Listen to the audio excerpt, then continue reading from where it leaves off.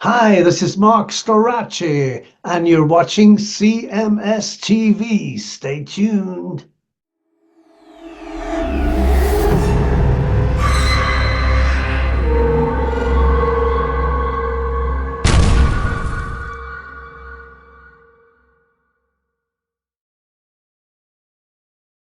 All right, well, you sent me something over here about Glen Drover talks about his involvement with Geoff Tate's Queensryche. I thought that was kind of funny that John didn't know which version of Queensryche that he was going to be playing with.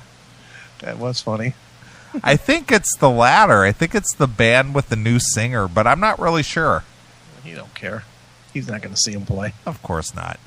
He's going to come in, play his gig, and leave. What the headliner on that? I don't know, to be honest with you. I didn't see the lineup on that bill. Yeah, I don't know. So, well, apparently Glen Drover, who more or less his claim to fame is his time in Megadeth, his minute and a half in Megadeth. Yeah, the latest installment of Iron City Rocks. What is that? Is that a podcast out of Pittsburgh or something? Yeah. Mm-hmm. Okay. It's not a terrible podcast. It just. The thing that struck me about Glen Drover here was that it really didn't seem like he knew how he got into Queensryche. Okay. You'll hear it, dude. He just was like, well, somebody knew somebody, and they asked me, and I needed the money. No, not they asked him. Not even that. It's something to the effect of somebody knew somebody, and somebody threw my name out there, and therefore, then Dave Ellefson said I might be good for the gig, and so I got the gig. Like he doesn't have any clue how he ended up in this band. Sure. It's totally stupid. Okay. Right. Iron City Rocks podcast featuring interviews with Canadian guitarist Glen Drover, formerly of Megadeth. He was in King Diamond? Yeah. Okay. The podcast, blah, blah, blah. All right, so what are you going to listen to this thing? You listen to a little bit. All you need to hear really is the first question with Glen Drover is him asking him how he ended up in the band. Okay. He literally, and maybe I'm reading it wrong, I only listened to it once, but it just sounded like he has no fucking idea how he ended up in the band. All right, I'm playing with these guys, and that's basically all you need to know. He said, I've never met Geoff before. That's what he said. Okay. All right. Cool. Hey, this is Jeff Scott Soto, and you are listening to Iron City Rocks. Turn it up, baby. Hey, everybody. This is John Petrucci from Dream Theater. You're listening to Iron City Rocks. Hey, this is Glen Drover, and you're listening to Didn't the Talking Metal douchebags do this exact same thing where they played all their IDs? Maybe they either stole it from him or he stole it from them. Okay. Rocks.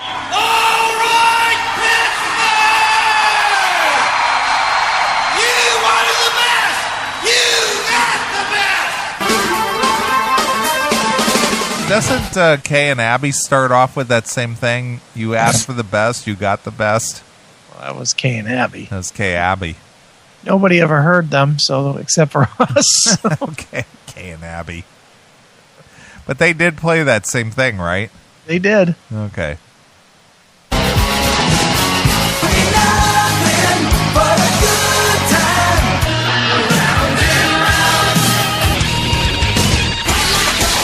I love the choppy editing. Yeah, it's good. It doesn't like, it doesn't like flow in from one to the next. It just like chop, chop, chop, chop, chop. And no more than 2 seconds from each band. I like that too. Right.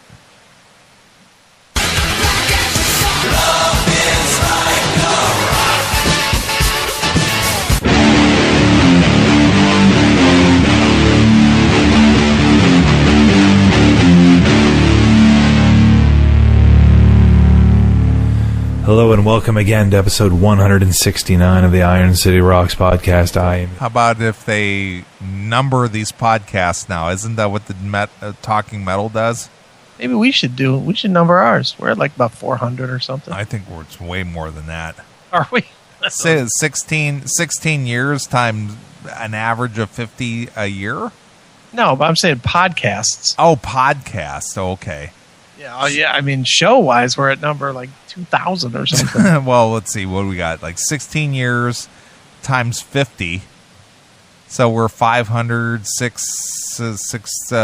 we're close to 900. Is that all? 900? Yeah, 900. 900 weekends over 16 years. Jesus Christ. You know? Sadist. It's a lot of weekends. No wonder you're not married. Yeah, no wonder I'm single. Chicks don't put up with you dedicating your weekends to doing the classic metal show. You only gave up 800 weekends, so why would she have a problem with that? Right. Your host, John, the Iron City Rocks podcast, comes to you from Pittsburgh, Pennsylvania, bringing you the greatest hard rock, heavy metal, blues, music, talk on the net. Episode 169, we are going to... Did you ever notice everybody's the greatest? Yeah. I wonder how they all tie like that. I mean, who rates them? I mean, you and I have been doing this show for a long time, minus your 2.5-year absence. But regardless of that, I don't think we've ever once gone, we're the greatest. You might have goofing. Yeah, but we've never just flat out said, we're the greatest classic metal show on the net. Well, we don't need to because we are. We're the greatest ever. We're the best. This is the best. That's right. There's nothing better than this. A couple prog rock, probably prog metal to be more specific, bands. We are going to take a listen to Sacred Dominion, who cleaned up last year in the 2011 Iron City Rocks Pittsburgh Music Awards. We're going to play a track from them in just a moment. We're also going to talk to a band on Nightmare Records out of Pittsburgh, PA, called the Order of Nine. We're going to talk to them. And to top it all off, a man whose name has been all over the news headlines, the blabbermouths and brave words of the world, Glen Drover, who is announced to be the guitarist for the new incarnation of Queensryche, fronted by... So his name has been all over because everybody's interested in Glen Drover? No one cares about Glen Drover. That's what I'm saying. It's just like, this guy's been all over the net. And I like Glen Drover, but come on. Really? Man, outside of the fact that he was in that, Megadeth lineup, had anybody ever heard of him before? Well, the King Diamond hardcores probably had, but that's about it. I never heard of Glen Drover outside of Megadeth. Yeah, I sort of knew who he was, but that being said, he's a good guitar player. I'm not diminishing his talent. I'm just saying I never heard of the guy outside of Megadeth. Right. Yeah. No, I don't think there's a whole lot of... I don't think people are talking about the Queensryche thing because Glen Drover joined it. I don't think so either. It's all about Bobby Blotzer. Right. By original vocalist Geoff Tate. So we're going to talk to Glen in just a little bit. But first, let's start out with the track Somewhere from Sacred Dominion. You can find more information on these guys out at sacreddominion.com.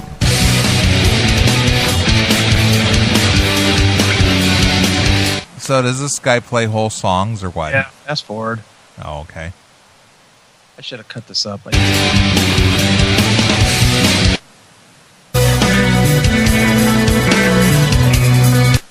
haven't actually bothered to even read about all the drama that ensued with the two camps. So Geoff Tate has formed his own band. He's got Glen Drover. He's got Kerry Kelly, who was a guitarist with the band for a number of years with Queensryche. Also, Bobby Block. What? He's Kerry. He said the wrong name. Kerry Kelly? Is he talking about Kelly Gray? Kelly Gray. Okay. I was just Close. like, did I miss something here? What, you don't remember the days when Kerry Kelly was in Queensryche? No, I don't. Where you been? Okay, he means Kelly Gray. Yes. Okay.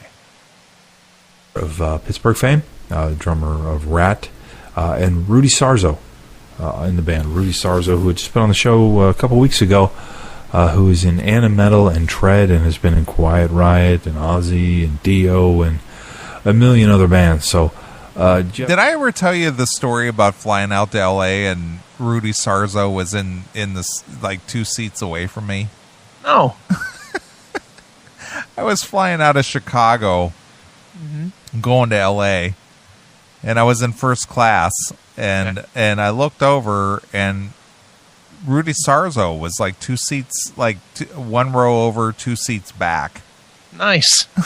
And I was traveling with my brother-in-law. We were going out to L.A. and I go, "Hey, there's Rudy Sarzo," and of course he didn't know who he was. Ooh. Yeah, exactly. I said, so I'm going to go over there and talk to him, right? Right. So I went over there and I was going out to L.A. and I was going to hook up with Nader and a couple other people and stuff, and I had some Classic Metal Show T-shirts and stuff in my bag. Hey, you. Why are you watching this with commercials? Go commercial-free and unlock exclusive content. Become a VIP today on Locals, Substack, or Rumble Premium. Stop waiting. And I had it in the overhead compartment. I pulled out his shirt and stuff. And I went over there, and this is when his book Off the Rails came out. Right, sure. And I went over there and talked to him, and I had spoken with him before, you know, and I walked up to him, and he looked at me like, you know, like, I know who you are, you know.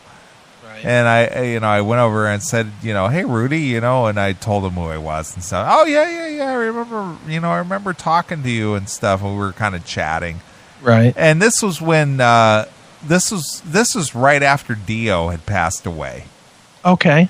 And there was something about, no, this was after Kevin Dubrow passed away. Okay. And he wasn't like invited or allowed to be at the funeral or something. I remember that. Because there was some kind of a falling out there. Mm-hmm. And I basically asked him about that. Right. You know, I said, you know, I heard that, you know, there was some kind of a controversy there about you not being allowed to attend the funeral or something or to that effect. And, you know, he goes, yeah, you know, there was a lot of misunderstanding there and so on and so forth. But anyway, long story short, I had given him one of the CMS T-shirts. Right. And somebody, I can't remember who it was, if it was Richard or somebody, sent me this photo where Rudy was actually wearing the T-shirt after a show. Nice. And he was taking pictures with like fans and stuff, and he was wearing the Classic Metal Show T-shirt. It's awesome. Another one. Which I thought was really cool. Yeah, we got a lot of those pictures now, don't we? Yeah, there's people out there wearing those shirts all over, all over the place, which I think that's cool. I do too. It's awesome. But we're the best. That's right. That's why they're wearing our shirts. We're the best. We're the greatest ever. Haven't seen any pictures of anybody wearing an Iron City podcast shirt. So anyway, it was just kind of coincidental that he just happened to be on the plane. Sure. And I just walked over there, and we were just kind of shooting the shit, you know. Nice guy, though. I just wish you would have told this story more like John Ostronomy would have. So, you know, I saw Rudy Sarzo on the plane, and I talked to him. End of story. End of story. I said, "Hey, man, what's up?" And he said, "Cool, man." He said, "Hey, how are you?" And then I went back to my seat. And I sat back down, and then I told my guy next to me, "Hey, I just talked to Rudy Sarzo." And that's really how the story goes. They suck. Jeff really kind of doing a David Lee Roth solo thing where he's going out and getting the absolute best band you can imagine. So it was really cool to talk to Glen about the situation. Glen, he's absolutely getting the best band out there together. I don't think so. Which guy is the best? Now, I will admit, Glen Drover is a great guitar player. Yeah, but is he like a very highly sought after guitarist? No. He compared him to David Lee Roth. David Lee Roth got the best guitar player that was out there with Steve Vai. Right. Glen Drover is not Steve Vai. No, nobody even knows Glen Drover. Yeah. No, yeah, anybody, I mean, hardcores like us know who Glen Drover is. The average fan does not know Glen Drover's name. No. So, and Bobby Blotzer, that guy's not the best drummer in Rad, I'd bet. I'd bet you Stephen Pearcy can outplay him on drums. That's just a hunch, but I would bet that to be true. Right. The only thing Bobby Blotzer's got going for him, and this is not a knock on him personally. Yeah. It's just longevity. Yeah, he's hung around. That's it. I don't know how he's not dead. Would anybody go, man, we really got to get Bobby Blotzer on this? Apparently Geoff Tate did, since he put the best band available together. Well, you know what? Even if they hadn't had a falling out, you know who Geoff Tate probably would have benefited by having in his band? Who? The former drummer of Dream Theater. Oh, yeah, Mike Portnoy. Yeah, if he hadn't had some kind of a falling out with him, Mike Portnoy would have been a more suitable drummer for his lineup of Queensryche. See, I just think this whole Queensryche lineup stinks because he just went with just lame names that are names so that he could sell a couple more tickets to hardcore. Right. Well, we got Bobby Blotzer from Rat. We got Glen Drover from Megadeth. We got, Instead, he could have put together... Don't you think that the guys in Symphony X would have lined up to do this project with him? Or he could have got, the guys who did that song, Walk Away from the Shadow or whatever. What was that name of that band? Oh. You know what I'm talking about, right? I can't think of the name of the band off the top of my head. I don't know, but those are the kinds of guys he should have got. He should have put together a band that clearly built their whole career, but is not a huge band. But they built their career based on trying to mimic Mystic Prophecy. Mystic Prophecy, right? Yeah, he could have gone and got Mystic Prophecy as a backup band. Yeah. And they could have done the Queensryche material to a T, if not better. Sure, absolutely. And it would have been you're talking about guitar players that you could get. In that realm, Michael Romeo from Symphony X, that guy is fucking stunningly good. Put that guy in there to play the Michael Wilton parts. That would have been a fantastic band. And you're right, Mike Portnoy would have been a fantastic drummer. That's my point, because he's in a band that's in that vein of a Queensryche. Yeah, you get some of those guys together. Now you're talking about something that's going to be competitive. Right. Instead of what it is. And look, me and you both like Geoff. Jeff's always been cool with us. But what he's doing is embarrassing to what he has been. Right.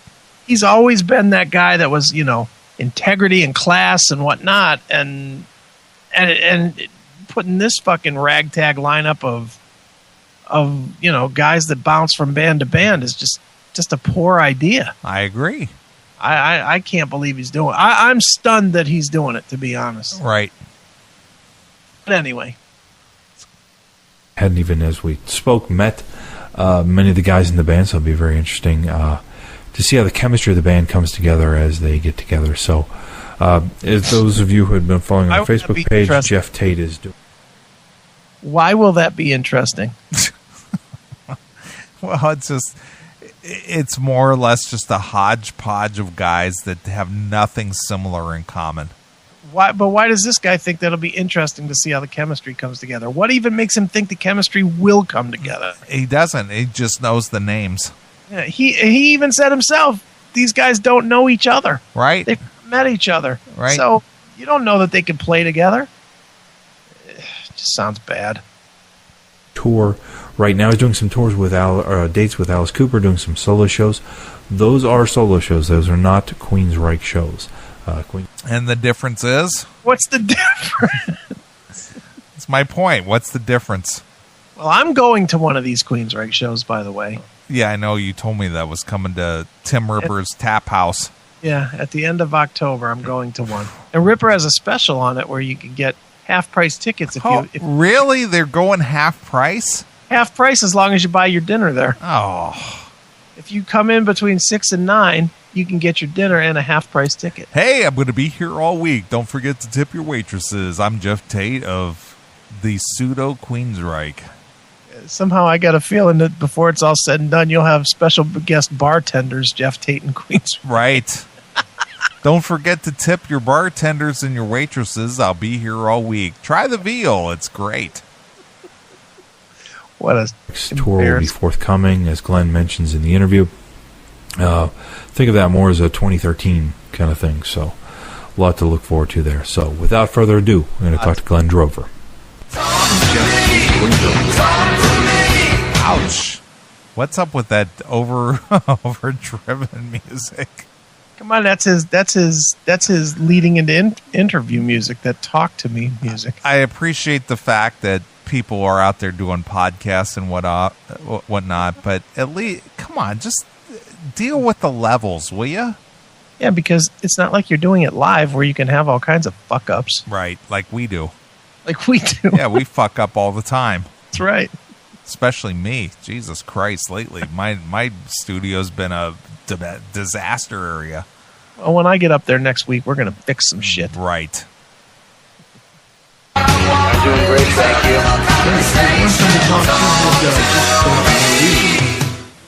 Right. A little over a year ago, and then you. He's like Nader. He's in the bathroom. Yeah, of course. It's good audio. Wow. He's worse than Stevie Peavy. With all the echoing. Stevie Peavy ruled, though. Did that the show with Dave Martone, and haven't heard much from you in the last year or so, but in the last week or so, I've heard your name a zillion places. So for those not up to... Really, a zillion? A zillion. Not a million or a billion, but a zillion. Okay. In all honesty, when you think about music news websites, what are, say, the top 3? Well, there would definitely be Blabbermouth, Brave Words, and maybe Loudwire. Loudwire? See, I wasn't even thinking that. I was thinking more like Sleaze Rocks. Sleaze Rocks. Or Melodic Rock. Of which I may have an announcement of me having some involvement with. Okay. So those are the ones that I think of right off the top. Brave Words, Blabbermouth, melodicrock.com. Loudwire actually does better business than Blabbermouth. Well, regardless of that, I personally am not familiar with Loudwire. Just check it out. It's a good site. I'll check it out, but You'll dig. But I would not say a trillion places. Yeah, well, there's, 5? That's hardly. There's 5. The speed, you are now aligned with Geoff Tate and his iteration of Queensryche. So can you give us a little background on how you and Geoff crossed paths? You know, I've never met him before. What happened was... All right. I've got to get down to this. Okay. Where is this guy speaking to where his audio is like he's bouncing off the walls, and then he's got a phone audio from this Glen Drover? I mean, I'm trying to even think about how this could be even recreated. Tape recorder? What's with the echo, though? Is he in the bathroom or something? Well, if he's got a tape recorder and it's on a desk, maybe it's echoing off the back of the desk. Well, here's what I want to ask, and I know you don't know the answer because we don't know what these people are doing. Right. Why don't these people just get Skype? Who knows? Get a Skype-in number. $60 a year. And just record it, because Skype has a recording property. You just plug in a mic, you hit Skype, you hit record, and you record your conversation, and you're both equal level, and you both sound the same.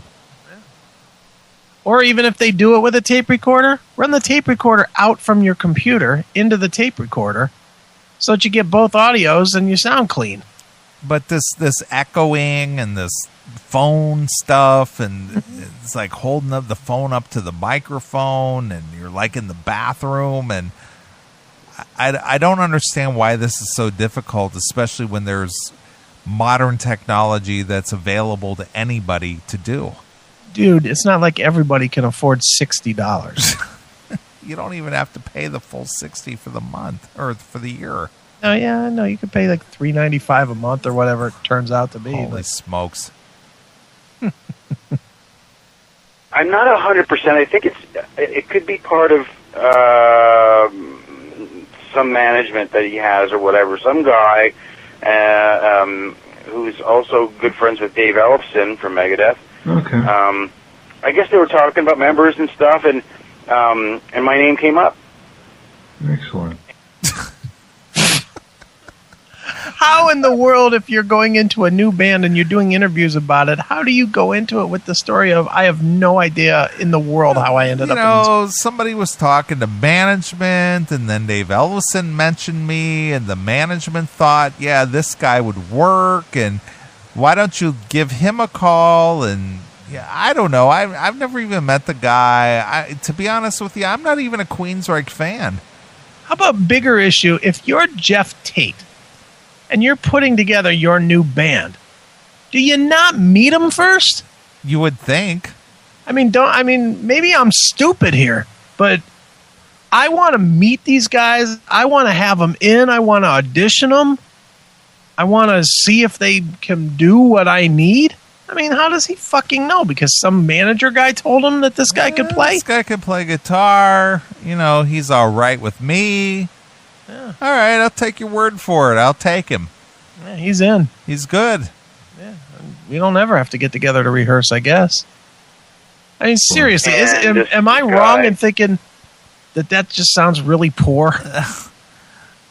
Again, I don't know. It's bizarre to me that you go, some management guy, and Dave Ellison recommended me, and then he said, hey, he could play, and he's available, and sure, why not? And, I've never... Yeah.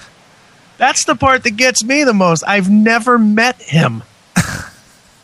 He's in Geoff Tate's band, and he's never met Geoff Tate. Right. How the fuck does that happen? Was there ever a time that John Levin was in Dokken before he met Don? No.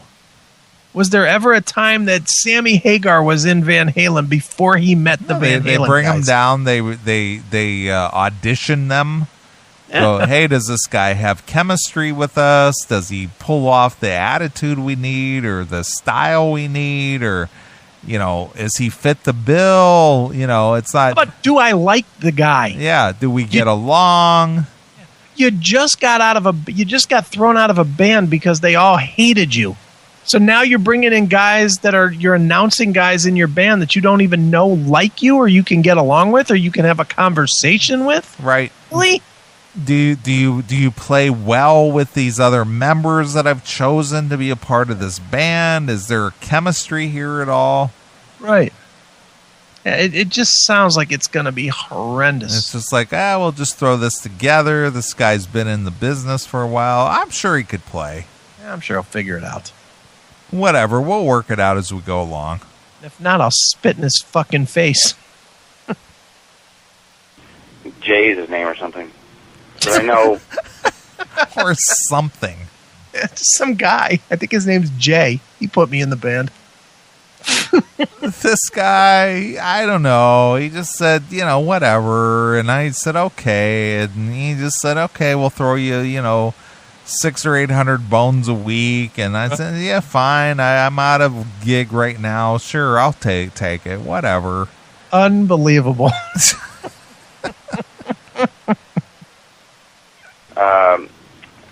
Dave Ellison, and let's give him a call and see what he thinks about Glen and and all that kind of stuff, and trying to figure if I would be a good fit or not, and this and that. And he gave me a good recommendation, and then I got a call within a few days. Oh, there you go. Have you worked with any of the guys that have been a year? Where is this guy? Where is he? Store. He's calling from his job, working the subway or something. He's in the bathroom stall with a tape recorder and his cell phone connected. Doesn't want his boss to hear. Yeah. Listen, I got to take a bathroom break. I'll be right back. Right. Rudy Sarzo, Bobby Blotzer, Kelly Gray, who was with Queensryche for a period of time, and Randy Crane. Have you worked with any of these guys in the past? No. As Okay. a matter of fact. No. As a matter of fact. I don't even know these guys.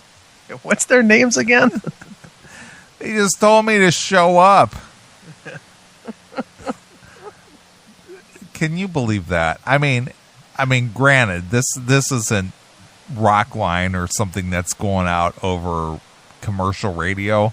Right. But to sit there and admit that I don't know who these guys are, I never played with them. I don't know. They just called me. Hey, you're in the band. Oh, okay, cool. I'll take the gig. Dude, you don't even have to go any further than this with this podcast. That's all I wanted you to hear, was that the guitar player that's been picked by Geoff Tate has never met Geoff Tate, has never met any of the other guys in the band. Yeah, hey, you're in. We don't know how you play. Yeah. We don't know how you mesh. We don't know if there's any chemistry, but you're in. Don't have any idea who actually put him in the band. Doesn't know for sure the guy's name that recommended him. Doesn't know his band. Doesn't know the leader of his band. Never met any of them. Yeah, this project's going to be stunningly good. Kiss Freak says this guy is hiding in his mom's basement. Probably true. Your daily metal fix is on Rumble. Watch the Classic Metal Show episodes free or go commercial free with a premium subscription. Find your Classic Metal Show now at rumble.com/c/CMS, rumble.com/c/CMS. I think I've met Rudy Sarzo on a couple of occasions in Los Angeles, just briefly. Aside from that, I don't know anybody. There you go. I Wow. Well, there you go. Outside of that, fuck, I don't know anybody. Can't wait to see him live. Yeah. Are we going to be in town that weekend? Well, how long ago could this have been recorded? Not very, right? Just 2 Within the weeks, month. at least 2 weeks, maybe 3. All right, well, they're playing gigs next month. Yeah. Shit. They haven't even... What are they going to do? 2 rehearsals and do it? How many rehearsals can they possibly get? Right. Horrendous. I don't know. I'm just going to show up, see what happens. What the fuck? I'm not doing anything anyway. Well, we're going to have our chance to talk to Geoff, by the way. Since Dave kicked me out of the band and Dave came back and, whatever, I've been just struggling to make it. I'll take the $500-600 he's willing to pay me a week to show up. Why not? Why not? No. When I look at the lineup myself, other than, of course, Kelly, who has known Geoff, I think, forever, it seems. Yeah. Your style, to me, seems to be the most conducive.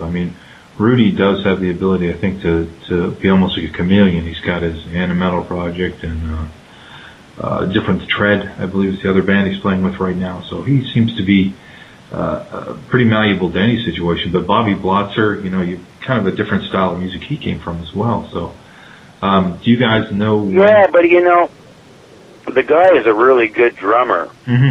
For those that don't know. Really?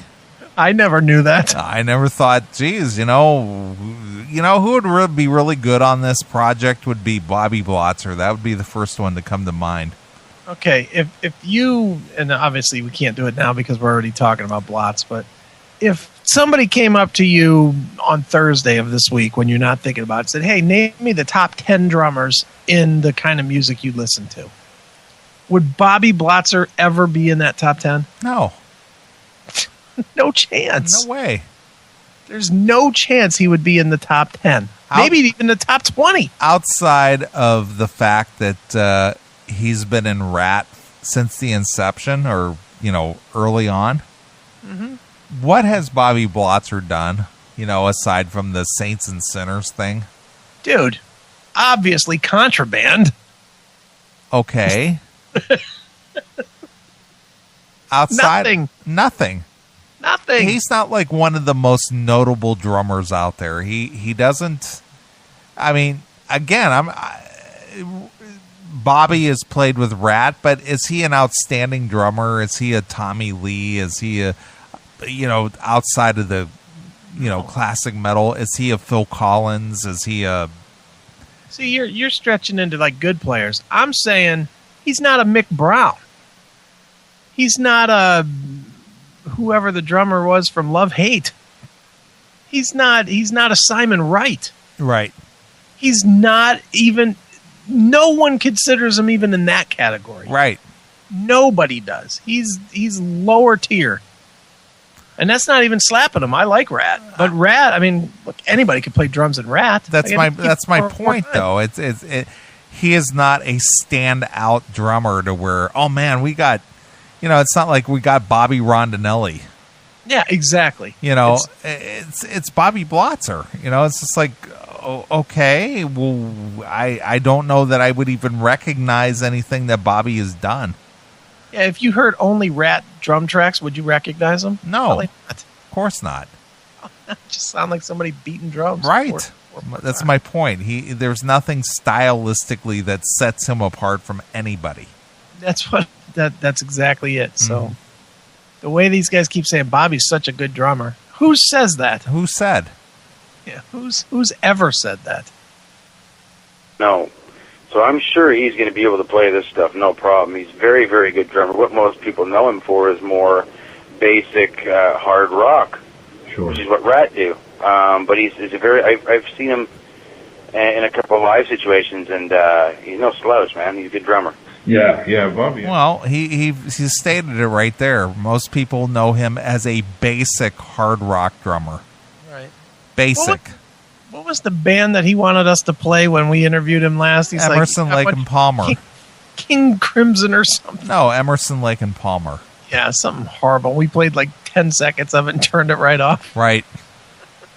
Long enough to get him off the phone, and off it went. Sure. Bobby. So, just for the fact that this guy would step up and go, I don't know these guys, never played with them, never met them, don't know anything about them, but, I'm in. Yeah, I'm in. Why not? That's ridiculous. I know. There's not much else on this, really. I mean, the first question was all I really wanted you to hear. That's cool. Just ridiculous. Unbelievable. So this guy from Steel City Podcast got this guy on the show and said, hey, you're in the new Queensryche. What's that like? I said, I am? What's that like? Yeah, exactly. You're in. What is that like? What's it like playing with Geoff Tate? Yeah. Ooh. What? Oh, I just got the gig last week, dude. I don't know. I don't know any of these people. It's just a gig. Yeah. That's about what it said. It's just a gig. Yeah. How did you get in? Well, I know this guy, and David Elvison said I was cool, and then this manager guy, he said, I think he did it. Yeah, like call him up, and I don't know, dude. It's just like they said, just show up, okay? Look, all I know is the first gig's October, whatever, and I'll be there. Yeah. I don't know. They sent me over some songs, and I'm learning them, and what do you want from me? Come on. So bad. But I guess I gotta admit I got to admire his candid, his candid answers. Yeah, he could have lied. He could have said, me and Geoff have been, friends for years, and I've been a fan of Queensryche, and he could have said all that, but he was just like, nah, I never met Geoff. I don't know anything about it. Don't know any of these players. Never played that music. Right. Never heard of him. Bobby's a good drummer. I'm sure he could pull it off. Right. That makes you want to go spend money too, doesn't it? No. When guys in the band are saying, yeah, I'm sure they can pull it off. I'm sure he could pull it off. Sure, he can pull it off. Well, good. That makes me want to go throw $35 down to see it. So you're going to go see the Geoff Tate lineup at Tim Ripper's Tap House in Akron? I am. And when is this? 8th, October the 28th, I think, or the 26th. It's one of those 2 days. Wow. It's either the Friday or the Sunday. Wow. I'm there. I'm all about it. That's funny. He's playing the Tap House. Yeah, it's going to be great. They were playing the House of Blues, which, is about 1,000 seats, to play in the Tap House. Yeah, about 100 seats. Well, I'm going to go, and I'm going to bring that little iPhone tape recorder thing and then you said that there's a discount if you buy dinner? Yeah, if you come at 6 o'clock, between 6 and 9 o'clock, and have dinner. I just saw this today on their Facebook. You have dinner. Well, we'll let you have half-price tickets. Half-price tickets if you buy dinner there. How bad has that got to be to sell out 100 seats at half price? And you got to give dinner away. Right. Oh, I guess you got to pay for dinner, but oh boy. Wow. Thunder Bruce. Maybe Chris can introduce Glen Drover to Geoff. Nice. Hey, Geoff, this is your guitarist over here. This is Glen. How you doing? You know this guy? How you doing? Come on over here and have a glass of Insania and let's speak. Right. Nice. Perfect. All right, well, since we're talking about Queensryche, Yeah. let's jump into some tunage here. Let's play something from the Warning release. Let's play No Sanctuary. All right, sounds good. So we'll be back. We'll do a couple more things, and we'll get out of here for the night. Get more metal in your inbox. The Classic Metal Show is on Substack. Listen or watch for free or subscribe for VIP exclusive content. Find us at cmspn.substack.com.